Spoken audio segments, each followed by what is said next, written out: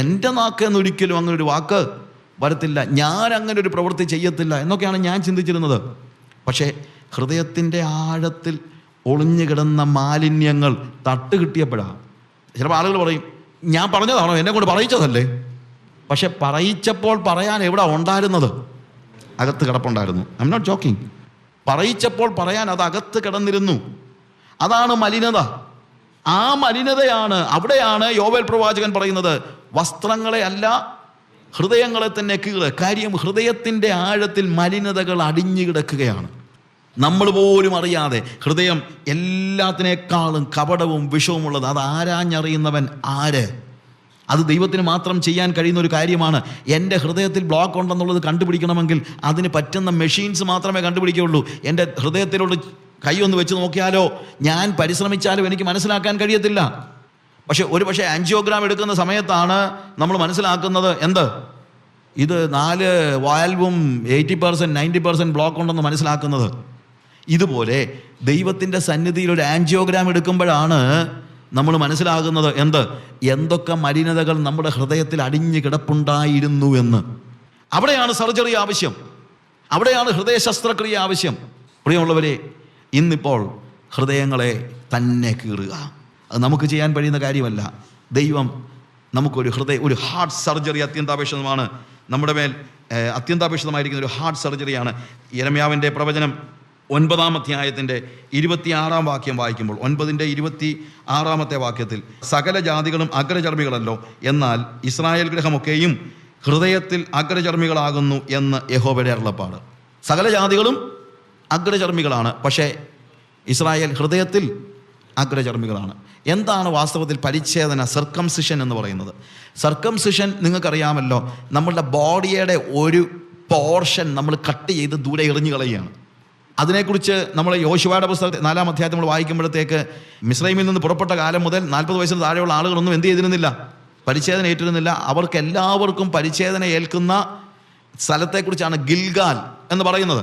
അതിനെക്കുറിച്ച് യോശുവ അവിടെ പറയുന്നത്, ഇന്ന് മിസ്രൈമിൻ്റെ നിന്ന നിങ്ങളിൽ നിന്ന് ഉരുട്ടിക്കളഞ്ഞിരിക്കുന്നു. അപ്പോൾ അഗ്രചർമ്മം എന്ന് പറയുന്നത് മിസ്രൈമിൻ്റെ നിന്നയാണ്, മിസ്രൈമാണ്. It is Egypt or it is world. പുതിയ നിയമകാലത്തിൽ നമ്മൾ ചിന്തിക്കുമ്പോഴത്തേക്ക് അത് ലോകമാണ്. അതായത് മരുഭൂമിയിൽ കഴിഞ്ഞ ജനങ്ങൾ ലോകത്തെയും കൊണ്ടാണ് 40 കൊല്ലം കൂടെ നടന്നത്. ആത്മീകമായി നമ്മളതിനെ വ്യാഖ്യാനിക്കുമ്പോൾ മനസ്സിലാക്കേണ്ട കാര്യം ഇതാണ്. അതുകൊണ്ടാണ് അവർ ലോകമോഹങ്ങളും ലോകത്തിൻ്റെ താല്പര്യങ്ങളും, അവർ മിസ്രൈം അവരുടെ മനസ്സിൽ നിന്നും പോയിട്ടില്ല. അവർ മിസ്രൈം വിട്ടെങ്കിലും മനസ്സിലെപ്പോഴും അവർ മിസ്രൈമിനെ സ്നേഹിച്ചിരുന്നു, കൊണ്ട് നടന്നിരുന്നു. എന്നാൽ അവർ കനാൻ നാട്ടിൽ എത്തിച്ചെല്ലുന്നതിന് നേരെ മുമ്പ് ഗിൽഗാലിൽ അവർ എല്ലാവരും പരിച്ഛേദന ഏറ്റു. പരിച്ഛേദന ഏറ്റപ്പോൾ അവിടെ എഴുതിയിരിക്കുന്നത് മിസ്രൈമിനെ ഇപ്പോൾ ഉരുട്ടിക്കളഞ്ഞിരിക്കുന്നു എന്നാണ്.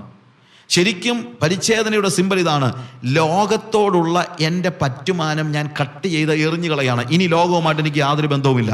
നമ്മൾ പൊക്കിൾക്കൊടിയെക്കുറിച്ച് പറയുമല്ലോ, പൊക്കിൾക്കൊടി മുറിച്ച് കളയാന്ന് പറഞ്ഞു കഴിഞ്ഞാൽ അതുവരെ ആ ഒരു ഭ്രൂണാവസ്ഥയിലുണ്ടായിരുന്ന കുഞ്ഞിന് സകല കാര്യങ്ങളും ലഭിച്ചിരുന്നത് അമ്മയുടെ ഉദരത്തിൽ നിന്നാണ്. എന്നാൽ പൊക്കിൾക്കൊടി ബന്ധം കട്ട് ചെയ്ത് കളയുമ്പോൾ എന്താ സംഭവിക്കുന്നത്? അന്നേരം മുതലാണ് പുതിയ ലോകത്തിൽ നിന്ന് അത് റിസോഴ്സസ് സ്വീകരിക്കാൻ തുടങ്ങുന്നത്. ഇതേപോലെ തന്നെ പരിച്ഛേദന എന്ന് പറയുന്നത് ലോകത്തോടുള്ള നമ്മുടെ സകല ബന്ധങ്ങളെയും വിച്ഛേദിച്ച് ഒരു പുതിയ ലോകത്തിൻ്റെ ഭാഗമായി തീരുകയാണ്, ദൈവികതയുടെ ഭാഗമായി തീരുകയാണ്. ലോകത്തോടുള്ള സകല പറ്റുമാനവും എറിഞ്ഞു കളയുകയാണ്, ലോകത്തെ മുറിച്ചു മാറ്റുകയാണ്. ലോകത്തിന് ഇനിയിപ്പോൾ ലോകത്തിൽ നിന്ന് ഞാനൊന്നും സ്വീകരിക്കുകയില്ല എന്ന് പറയുകയാണ്. അതായത് എൻ്റെ കംപ്ലീറ്റ് സോഴ്സും ഇനി എവിടെ നിന്നായിരിക്കും? ദൈവത്തിൽ നിന്ന് മാത്രമായിരിക്കും, ലോകത്തിൽ നിന്നായിരിക്കില്ല. അതാണ് വാസ്തവത്തിൽ പരിച്ഛേദനയുടെ അർത്ഥം. ഇവിടെ ജെറമ്യാ പറയാണ്, സകല ജാതികളും അഗ്രചർമ്മികളാണ്, പക്ഷേ ഇസ്രായേൽ ഹൃദയത്തിൽ അഗ്രചർമ്മികളാണ്. കാര്യം എന്താണെന്നറിയാമോ? സകല ജാതികളും ലോകത്തിലാണ് ജീവിക്കുന്നത്, ലോകത്തിൻ്റെ മക്കളാണ്. പക്ഷേ ഇസ്രായേലിൻ്റെ ഹൃദയത്തിൽ ഇപ്പോൾ ഇതുവരെ ആയിട്ടും ലോകം അവരിൽ നിന്ന് പോയിട്ടില്ല. ഇപ്പോഴും അവർ സ്വീകരിക്കുന്നത് റിസോഴ്സസ്, അവർക്ക് കിട്ടുന്ന സോഴ്സ്, അവരുടെ സോഴ്സ് എന്ന് പറയുന്നത് ലോകമാണ്. അതുകൊണ്ട് നിങ്ങൾക്കൊരു ഹൃദയ ശസ്ത്രക്രിയ ആവശ്യമാണെന്ന് പറയുമ്പോൾ ഹൃദയത്തിൻ്റെ അഗ്രചർമ്മം മുറിച്ച് കളയുകയാണ് നമ്മൾ വാസ്തവത്തിൽ ചെയ്യുന്നത്. എന്താണ് ഹൃദയത്തിൻ്റെ അഗ്രചർമ്മം? ലോകത്തോടുള്ള നമ്മുടെ പറ്റുമാനം എറിഞ്ഞു കളയുന്നതാണ് ഹൃദയത്തിൻ്റെ പരിച്ഛേദന എന്ന് പറയുന്നത്. അതാണ് ദൈവം ഉദ്ദേശിച്ചത്. ആവർത്തന പുസ്തകത്തിൽ തന്നെ പറയുന്നത് അതാണ് ദൈവം ഉദ്ദേശിച്ചത്. പക്ഷേ മതത്തിൻ്റെ പ്രശ്നമാണത്. കുറച്ച് കഴിഞ്ഞപ്പോഴത്തേക്ക് ആവർത്തന പുസ്തകത്തിൻ്റെ കാലം കഴിഞ്ഞ് മുന്നോട്ട് വരുമ്പോഴത്തേക്ക് ഉണ്ടായ പ്രശ്നം, അവർ ശരീരത്തിലെ അഗ്രചർമ്മം കൊണ്ട് സംതൃപ്തരായി തീർന്നു. ഇവിടെ ഇതെല്ലാം പറ്റുന്ന പ്രശ്നമുണ്ട്. Even baptism, take the case of baptism എന്ന് പറയുന്നത് വലിയ മീനിങ് ഫുൾ ആയിട്ടുള്ള ഒരു കാര്യമാണ്. എന്താണ്? I M accepting Jesus as my bride groom. ഒരു വിവാഹത്തിന് തുല്യമാണ് വാസ്തവത്തിൽ. ക്രിസ്തുവിനോട് ചേരുവാനാണ് നമ്മൾ എന്ത് ചെയ്തത്? സ്നാനമേറ്റത്. അതായത് ക്രിസ്തുവിനെ ഭർത്താവാക്കുകയാണ് സ്നാനത്തിലൂടെ നമ്മൾ ചെയ്തിരിക്കുന്നത്. I M United with Christ. പക്ഷെ ഇത് മനസ്സിലാക്കിയിട്ടാണോ ഇന്ന് പിള്ളേരും വലിയവരും ഒക്കെ സ്നാനമേൽക്കുന്നത്? ഇതാണ് സംഭവിക്കുന്ന ഒരു വലിയ പ്രശ്നം. കുറച്ച് കഴിയുമ്പോഴത്തേക്ക് നമ്മൾ പുറമേ ചെയ്യുന്ന കാര്യങ്ങൾ കൊണ്ട് നമ്മൾ സംതൃപ്തരായി പോകും. അത് എന്തിനു വേണ്ടിയാണ് ചെയ്തതെന്നുള്ളത് നമ്മൾ മറന്നു പോകും. ഇതേപോലെ ഹൃദയത്തിൻ്റെ അഗ്രചർമ്മം മാറ്റാനുള്ള ഒരു ഹൃദയ ശസ്ത്രക്രിയ, അതായത് ലോകത്തോടുള്ള നമ്മുടെ സമസ്തമായ മോഹങ്ങളെയും കട്ട് ചെയ്യുന്ന, ലോകത്തോടുള്ള സകല പറ്റുമാനത്തെയും കട്ട് ചെയ്യുന്ന, ലോകത്തിൽ നിന്ന് ഞാൻ ഒന്നും സ്വീകരിക്കുകയില്ല, ലോകത്തിൻ്റെ ബുദ്ധി എനിക്ക് വേണ്ട, ലോകത്തിൻ്റെ ജ്ഞാനം വേണ്ട, ലോകത്തിൻ്റെ ചിന്ത വേണ്ട, ലോകത്തിൻ്റെ വാല്യൂ സിസ്റ്റം വേണ്ട, ആ സകല ലോകത്തിൻ്റെ വക്രതയും കോട്ടവുമുള്ള തലമുറയോട് ഒരു കൂട്ടായ്മയും ഇല്ലാതെ വണ്ണം അതിനെ പൂർണ്ണമായും കട്ട് ചെയ്ത് ഒരു അരിഞ്ഞെറിഞ്ഞു കളയുന്ന ഒരു പ്രവൃത്തിയാണ് വാസ്തവത്തിൽ ഹൃദയ ശസ്ത്രക്രിയ എന്ന് പറയുന്നത്. ഈ ശസ്ത്രക്രിയ ഒരു നിമിഷം കൊണ്ട് ചിലപ്പം പറ്റിയെന്നിരിക്കത്തില്ല. നമ്മുടെ പ്രശ്നം എന്നറിയാമോ? ഞാനൊരു ഡോക്ടറെ കണ്ടു കഴിഞ്ഞപ്പോഴത്തേക്ക് അയാൾ പറയുകയാണ്, ഹാർട്ടിൻ്റെ 4 വാൽവും ബ്ലോക്കാണ്, അത് കട്ട് ചെയ്തേലേ പറ്റുള്ളൂ, നിനക്കൊരു ഹൃദയ ശസ്ത്രക്രിയ ആവശ്യമാണെന്ന് പറയുമ്പോൾ നമ്മൾ എന്താ പറയും? നമ്മൾ പറയുമോ, ഡോക്ടറെ പക്ഷേ സമയമില്ല, എനിക്ക് ഓഫീസിൽ കുറച്ച് തിരക്കുണ്ട്, ഡോക്ടർ ഓഫീസിലോട്ടൊന്ന് വന്നാമോ, ഞാനിരുന്ന് പണിയെടുക്കുന്ന കൂട്ടത്തിൽ വേണമെങ്കിലേ അതങ്ങ് കട്ട് ചെയ്ത് കളഞ്ഞാൽ കുഴപ്പമില്ല, ഞാനതങ്ങ് ഇരുന്ന് തന്നേക്കാം എന്ന് പറയുമോ നമ്മൾ? അത് പറ്റത്തില്ല. ഇതുപോലെയാണ് നമ്മൾ ദൈവസന്നിധി വന്ന് പറയുന്നത്, കർത്താവേ എൻ്റെ ഹൃദയത്തിൻ്റെ എല്ലാ മാലിന്യതകളും ഇപ്പം പറക്കി കളയണ കർത്താവ്, യേശുവിൻ്റെ നാമത്തിൽ തന്നെ ആമേൻ, ഞാൻ പൊക്കോട്ടെ, എനിക്ക് അല്പം ധൃതിയുണ്ട്. പ്രിയമുള്ളവരെ, അങ്ങനെയൊന്നും നടക്കുന്ന കാര്യമല്ല ഹൃദയ ശസ്ത്രക്രിയ. ഹൃദയ ശസ്ത്രക്രിയയ്ക്ക് ഒരു അനസ്തീഷ്യ ആവശ്യമുണ്ട്. ഹൃദയ ശസ്ത്രക്രിയയ്ക്ക് സമയം ആവശ്യമുണ്ട്.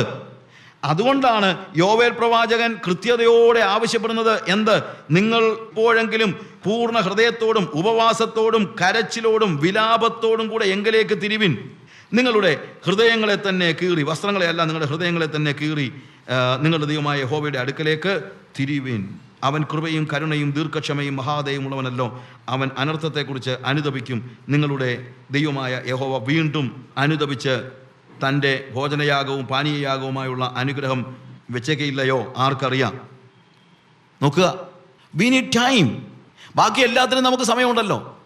ആളുകൾ പറയുന്നത് കേട്ടുണ്ട്, എൻ്റെ ബ്രദറെ ഒരു ശകലം പോലും സമയമില്ല ഇങ്ങനെയുള്ള കാര്യങ്ങൾക്ക്. എന്തുകൊണ്ട് സമയമില്ല? നമ്മൾ സീരിയസ് ആയിട്ട് എടുക്കാത്തത് കൊണ്ടാണ്, അല്ലാതെ വേറെ ഒന്നുമല്ല. എന്തുകൊണ്ട് അനുതാപത്തിനും പ്രാർത്ഥനയ്ക്കും ഉപവാസത്തിനും നിങ്ങൾക്ക് സമയമില്ല? നിങ്ങൾക്ക് നല്ല ഒരു പനി വന്നു കഴിഞ്ഞാൽ, ഒരു വൈറൽ ഫീവർ വന്നു കഴിഞ്ഞാൽ, ഒരു വയറ്റിളക്കം വന്നു കഴിഞ്ഞാൽ നിങ്ങളുടെ എല്ലാ പരിപാടിയും മാറ്റി വെച്ചിട്ട് നിങ്ങൾ ഹോസ്പിറ്റലിൽ അഡ്മിറ്റ് ആകും. അല്ലെങ്കിൽ നിങ്ങൾ അന്നേരം നിങ്ങളുടെ എല്ലാ ധൃതിയും തീരുന്നല്ലോ. Am I right? എല്ലാ ധൃതിയും തീരുന്നല്ലോ. പിന്നെ എന്തുകൊണ്ടാണ് നിങ്ങളുടെ ഹൃദയത്തിൽ ഇത്രയും, നിങ്ങളുടെ ശരീരത്തിലെ ഹാർട്ടിന് ബ്ലോക്ക് പോയിട്ട് നിങ്ങളുടെ കാലൊന്ന് മുറിഞ്ഞാൽ നിങ്ങൾ ആശുപത്രിയിൽ നിങ്ങളുടെ എല്ലാ പരിപാടിയും മാറ്റി വെച്ചിട്ട് വരും. പക്ഷേ ഇവിടെ ഹൃദയത്തിൻ്റെ 4 വാൽവും ബ്ലോക്കാണ്.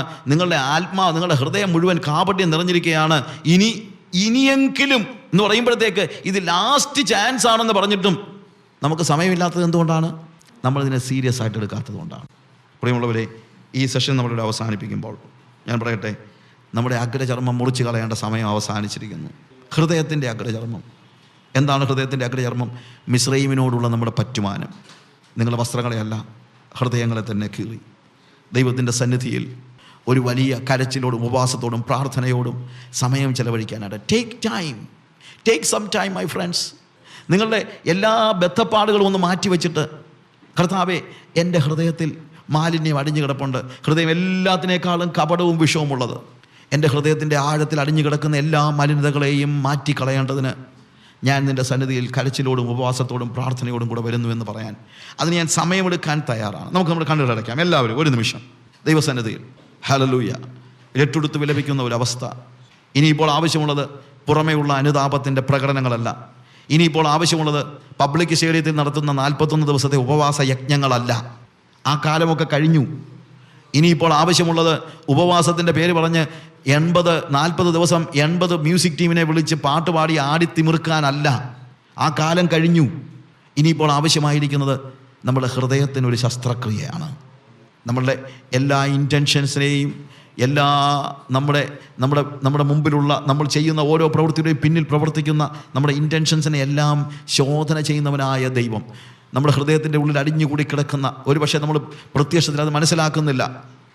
ഒരു ഗ്ലാസ് തെളിവെള്ളവുമായിട്ട് പോകുമ്പോഴായിരിക്കും അത് തട്ടി താഴെ വീഴുമ്പോഴാണ് അതിൻ്റെ ഉള്ളിൽ അടിഞ്ഞു കിടക്കുന്ന ചെളി നമുക്ക് മനസ്സിലാകുന്നത്. എന്നതുപോലെ നമ്മുടെ ഹൃദയത്തിൻ്റെ ഉള്ളിൽ അടിഞ്ഞു കിടക്കുന്ന എല്ലാ പാപത്തിൻ്റെ, എല്ലാ മോഹത്തിൻ്റെ, എല്ലാ ലോകസ്നേഹത്തിൻ്റെയും മലിനതകളെ ഇല്ലായ്മ ചെയ്യുവാൻ, പെറുക്കിക്കളയാൻ ഒരു ഹൃദയ ശസ്ത്രക്രിയ അത്യന്താപേക്ഷിതമാണ്. ലോകത്തിലുള്ള സകല ജനതകളും അഗ്രചർമ്മികളാണ്, പക്ഷേ ഇസ്രായേൽ ഹൃദയത്തിൽ അഗ്രചർമ്മികളാണ്. മിസ്രയീം ഇപ്പോഴും അവരുടെ മനസ്സിൽ ബാക്കി കിടക്കുകയാണ്. നമ്മുടെയൊക്കെ ഹൃദയത്തിൽ ലോകമോഹങ്ങൾ ബാക്കി കിടക്കുന്നെങ്കിൽ ഇന്ന് ആ ലോകത്തിൻ്റെ മോഹങ്ങളുടെ മിസ്രയീമിൻ്റെ ഉരുട്ടിക്കളയേണ്ടതിന് ഒരു ഹൃദയ ശസ്ത്രക്രിയയ്ക്ക് നമ്മൾ തയ്യാറാകണം. ദൈവസന്നിധിയിൽ കരങ്ങളെ ഉയർത്തി കർത്താവേ, എനിക്കൊരു വലിയ വ്യതിയാനം ആവശ്യമാണ്. എൻ്റെ ഹൃദയത്തിനൊരു വലിയ വ്യതിയാനം ആവശ്യമുണ്ട്. പല സമയത്തും കർത്താവേ, ഞാൻ അറിയാതെ എന്നിൽ ഒളിച്ചു കിടക്കുന്ന എൻ്റെ അസൂയ, പക, പിണക്കം, എൻ്റെ കോപം, എൻ്റെ ക്രോധം, എൻ്റെ ശാഠ്യം, എൻ്റെ ദ്വന്ദ്പക്ഷം, ഇതൊന്നും ഇല്ല എന്നാണ് ഞാൻ പുറമേ ചിന്തിക്കുന്നത്. ഒരുപക്ഷെ ഞാൻ അങ്ങനെയാണ് അഭിനയിക്കുന്നത്. പക്ഷേ എൻ്റെ പലപ്പോഴും എൻ്റെ ഹൃദയത്തിൻ്റെ ഉള്ളിൽ ഇതൊക്കെ കയറി വരുന്ന കർത്താവേ, ഈ ബ്ലോക്ക് അടിഞ്ഞു കിടന്ന് എൻ്റെ ആത്മാവിൻ്റെ ജീവൻ നഷ്ടപ്പെടുമെന്ന് എനിക്കറിയാം. ഞാനിനി ശ്വാസം മുട്ടിച്ചാകുന്നതിന് മുമ്പ് എൻ്റെ ലാസ്റ്റ് ചാൻസാണിതെന്ന് ഞാൻ മനസ്സിലാക്കുന്നു. എൻ്റെ ഹൃദയത്തെ ഒന്ന് ശുദ്ധീകരിക്കാനായിട്ട് ഒരു ഹൃദയ ശസ്ത്രക്രിയയ്ക്ക് ഞാൻ നിൻ്റെ സന്നിധിയിലേക്ക് വരുന്നു. എനിക്കൊരു അനസ്തീഷ്യ തന്നോ കർത്താവേ. ഹല്ലേലൂയ. ഞാൻ അതിനുവേണ്ടി സമയം ചെലവഴിക്കാൻ തയ്യാറായി. എനിക്കൊരു സർജറി ആവശ്യമുണ്ട്. വളരെ ബിസി ലൈഫ് നയിച്ചുകൊണ്ട് ഒരുപക്ഷെ കർത്താവെ, ഞാൻ ശുശ്രൂഷകളിൽ ഒത്തിരി ബിസിയാണ്. എന്നാലും എൻ്റെ ശുശ്രൂഷകളിൽ ബിസി ആയിരിക്കുമ്പോഴും എൻ്റെ ഹൃദയത്തിൻ്റെ ഉള്ളിൽ അടിഞ്ഞു കിടക്കുന്ന കോപത്തിൻ്റെയും ശാഠ്യത്തിൻ്റെയും ദ്വന്ദ്പക്ഷത്തിൻ്റെയും അസൂയയുടെയും ഒക്കെ ആ മാലിന്യങ്ങൾ കിടക്കുന്ന ഞാൻ അറിയുന്നു. ഇതിങ്ങനെ കൊണ്ടുപോകാൻ പറ്റത്തില്ല നിങ്ങൾ മനസ്സിലാക്കുന്ന കർത്താവെ. ഇപ്പോഴെങ്കിലും എന്ന നിൻ്റെ പ്രവാചകൻ്റെ വാക്കുകൾ ഞങ്ങൾ മനസ്സിലാക്കുന്ന കർത്താവെ. Yes, Now I come, O Lord. ഇപ്പോൾ ഞാൻ നിൻ്റെ സന്നിധിയിലേക്ക് വരുന്നു. കരച്ചിലോടെ, വിലാപത്തോടെ, പൂർണ്ണ ഹൃദയത്തോടെ ഞാൻ നിൻ്റെ സന്നിധിയിലേക്ക് വരുന്നു കർത്താവേ. ഒരു ഹൃദയ ശസ്ത്രക്രിയ എന്നെ നിർവഹിക്കണമേ കർത്താവേ. എൻ്റെ ഹൃദയത്തിൻ്റെ ഉള്ളിൽ നിന്ന് എൻ്റെ കോപത്തെ നീ എടുത്തു കളയണമേ കർത്താവേ, കട്ട് ചെയ്ത് കളയണമേ കർത്താവേ. എൻ്റെ അസൂയ കർത്താവേ, ഞാൻ പലപ്പോഴും മറ്റ് ശുശ്രൂഷകരൊക്കെ ഉയർന്നു വരുന്ന സമയത്ത് എനിക്ക് അവരോട് പലപ്പോഴും അസൂയ തോന്നിയിട്ടുണ്ട്. ഇന്ന് കർത്താവേ, എന്നെ ഒരു ശസ്ത്രക്രിയ നടത്തി എൻ്റെ അസൂയയുടെ വിത്തിനെ മുഴുവൻ എൻ്റെ ഹൃദയത്തിൻ്റെ ഉള്ളിൽ നിന്ന് എടുത്തു കളയണമേ കർത്താവേ. പലപ്പോഴും എൻ്റെ ഭാഗം നടക്കണം എന്ന് പറഞ്ഞ് ഞാൻ ശാഠ്യം പിടിച്ചിട്ടുണ്ട്. എന്നോട് ക്ഷമിക്കണമേ കർത്താവേ. ഞാൻ പലപ്പോഴും ഞാൻ ഇന്നാരുടെ ആളാണെന്ന് പറഞ്ഞിട്ടുണ്ട്. പാർട്ടി സ്പിരിറ്റ് കാണിച്ചിട്ടുണ്ട് കർത്താവേ. എന്നോട് ക്ഷമിക്കണേ കർത്താവേ. എൻ്റെ ദ്വന്ദ്പക്ഷം, എൻ്റെ പക, എൻ്റെ പിണക്കം, പലപ്പോഴും എൻ്റെ കൂട്ടു സഹോദരന്മാരോട് പുറമേ ഞാൻ ചിരിച്ചു കാണിച്ചിട്ടുണ്ടെങ്കിലും ഹൃദയത്തിൻ്റെ ഉള്ളിൽ എനിക്ക് അവരെ അതുപോലെ സ്നേഹിക്കാൻ പറ്റിയിട്ടില്ല കർത്താവേ. ഞാൻ പലപ്പോഴും ദോഷങ്ങളുടെ കണക്കെഴുതി സൂക്ഷിച്ചിട്ടുണ്ട് കർത്താവേ. എൻ്റെ മാലിന്യങ്ങൾ അടിഞ്ഞ് എൻ്റെ ആത്മാവിൻ്റെ ജീവനെ ഞെരുക്കിക്കളയത്തക്ക രീതിയിൽ ശ്വാസം മുട്ടുന്ന സ്റ്റേജിലായി കഴിഞ്ഞു കർത്താവേ. എനിക്കൊരു ഹൃദയ ശസ്ത്രക്രിയ ആവശ്യമുണ്ട് കർത്താവേ. ഞാൻ എന്നെ തന്നെ ഫലമേൽപ്പിക്കുന്നത് സഹായിക്കണമേ, അനുഗ്രഹിക്കണമേ. യേശുവിൻ്റെ നാമത്തിൽ തന്നെ.